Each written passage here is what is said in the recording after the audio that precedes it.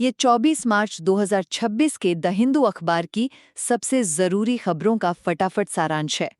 आज के इस अंक में हम वैश्विक ऊर्जा कूटनीति, हमारी अपनी घरेलू राजनीति के एक एकदम नए पहलू और एक ऐसी कमाल की वैज्ञानिक खोज पर बात करेंगे जो सीधा हमारे भविष्य से जुड़ी है।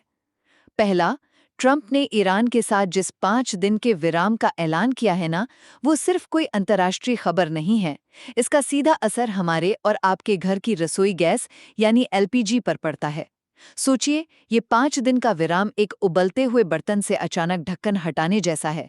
मतलब दबाव तो थोड़ा कम हुआ है, लेकिन भारत के सामने असली चुनौती ये है कि हम अपनी रसोई गैस की इस बाहरी निर्भरता की आग को आखिर कैसे बुझाएं। दूसरा, अंतर्राष्ट्रीय सीमाओं से लौटकर जरा अपनी राजनीति देखते हैं, जहां महिला आरक्षण से एक नई ही बहस छिड़ गई है। अब आप जरूर सोचेंगे कि भाई, महिला आरक्षण जैसा इतना प्रगतिशील कदम भला दक्षिण भारतीय राज्यों के लिए गणितीय रूप से एक बड़ा खतरा कैसे हो सकता है?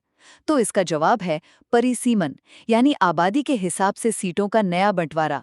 क्योंकि दक्षिण के राज्यों ने अपनी जनसंख्या को बहुत सफलतापूर्वक नियंत्रित किया है, इसलिए इस नए चुनाव गणित में उनका राजनीतिक प्रतिनिधित्व और राष्ट्रीय प्रभाव कम होने का सीधा डर बन गया है। और अंत में, राजनीति के इस घर्षण से निकलकर हम विज्ञान की एक घर्षण रहित दुनिया में चलते हैं, जहां एक नए सुपर कंडक्टर की खोज हुई है। अब विज्ञान की दुनिया में सुनने में तो ये एकदम शानदार लगता है, लेकिन मेरा सवाल ये है कि क्या ये सिर्फ एक प्रयोगशाला का चमत्कार भर है? क्योंकि असल में ये खोज हमारे और आपके दैनिक जीवन में कब व्यावहारिक रूप लेगी, असली सवाल तो ये है ना।